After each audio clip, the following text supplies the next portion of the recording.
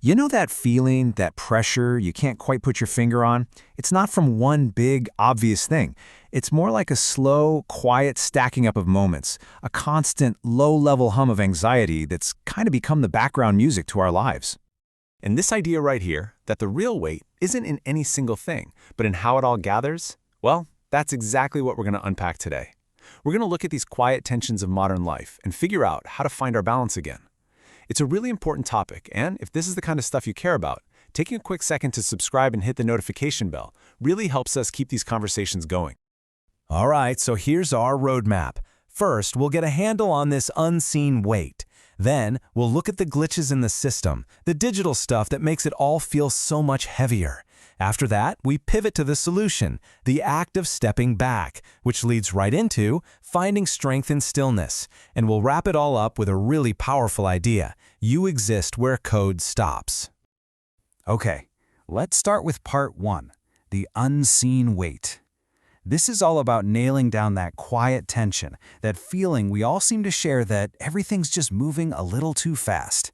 It's the kind of pressure that builds up without making a sound, that sense that you're always trying to catch up to a moment that's, well, already gone. And this right here, this is the heart of the problem. Expectations, plans, demands, they all hit our screens instantly. But our feelings, our own readiness, well, that stuff travels at a human pace.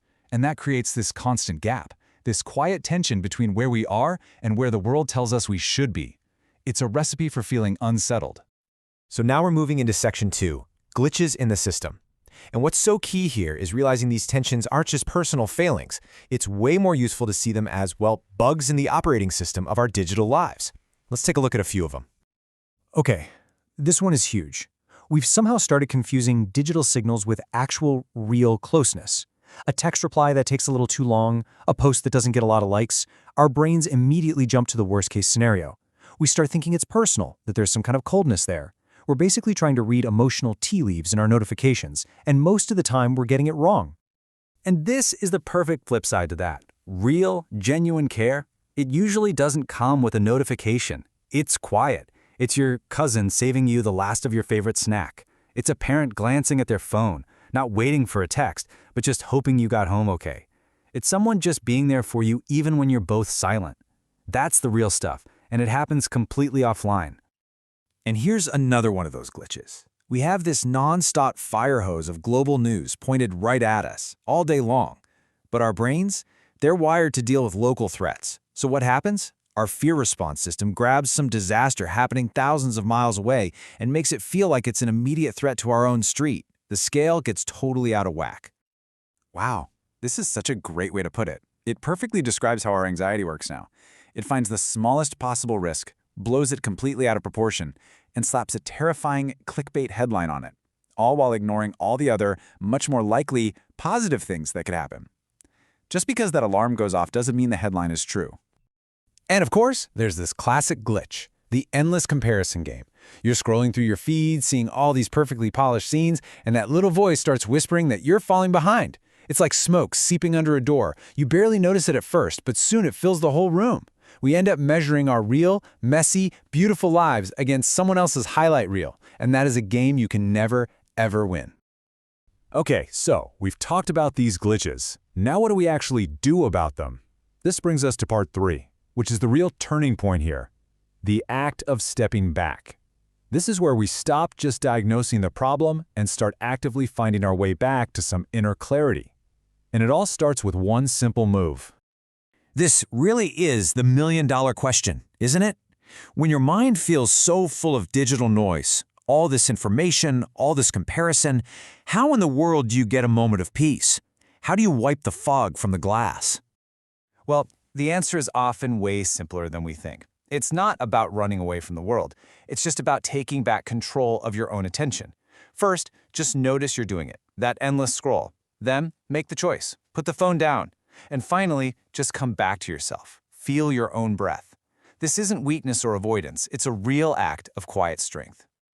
Now this idea is a total game changer. So often we jump to diagnose ourselves with deep anxiety or sadness when we really just need to check our own personal battery levels. We need to check the absolute basics first. Because here's the thing, stress is an incredibly convincing liar. It will tell you your whole world is falling apart, when in reality, you might just be dehydrated. So before you buy into that heavy, stressful feeling, just run through this checklist. Have I had any water? Did I actually get some rest? When was the last time I ate? Have I seen any sunlight today? Tend to your basic needs first, and then decide how you feel. It's a simple little check-in that can change everything. And that leads us perfectly into our fourth section, finding strength in stillness. Because when you start practicing this, stepping back, checking in with yourself, you begin to build a totally different kind of power. It's not loud or flashy. It's a quiet strength that's rooted in self-acceptance. Now let's be super clear. When we say quiet quitting the chaos, we are not talking about your job. We're talking about quiet quitting the chaos inside your own head. It's about stepping out of that frantic, internal race against some impossible standard of what your life is supposed to look like. It's about realizing that real progress isn't about speed, it's about being present. And that's really what it all boils down to. Just moving forward. Slowly, deliberately, that's what counts. That one small step is so much more meaningful than any desperate sprint towards some finish line that isn't even real. This is where the power is, in replacing that constant need for approval with a real, deep sense of self-acceptance.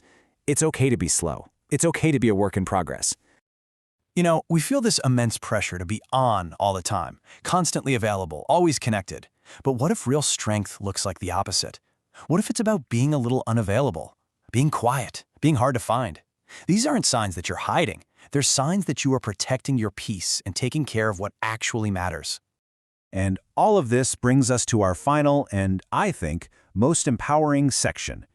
After understanding the pressure, learning to step back, and finding strength in being still, we finally arrive at the core truth of what it means to be human in this digital age. Let's be honest. The digital world is pushing us relentlessly toward this weird, machine-like idea of perfection. Our faces get filtered, our lives get staged for a photo, and pretty soon, our own self-worth starts to feel like it's measured in pixels and likes. The pressure is to be polished, predictable, and, well, perfect. So what's the antidote to all that pressure? It's this idea of radical self-worth. This is the big mental shift where you stop seeing your imperfections as things you need to fix, and you start seeing them as the very things that make you you. Your humanity isn't a bug in the system. It's the whole entire point. And this is just such a beautiful truth. An algorithm can't feel a pang of nostalgia from an old song. A machine doesn't have a favorite smell that reminds it of childhood. All your messiness, your uncertainty, your ability to feel things so deeply, those aren't flaws to be optimized. They are the unmistakable signs that you are human. They are what make you alive. So, let's end on that thought. Your truest, most real self. It begins right where the algorithm gets confused and gives up. You exist where the code stops. Thank you so much for spending this time with me. If any of this resonated, please do consider subscribing, and I would genuinely love to read your thoughts and experiences on all this down in the comments. Take good care of yourselves.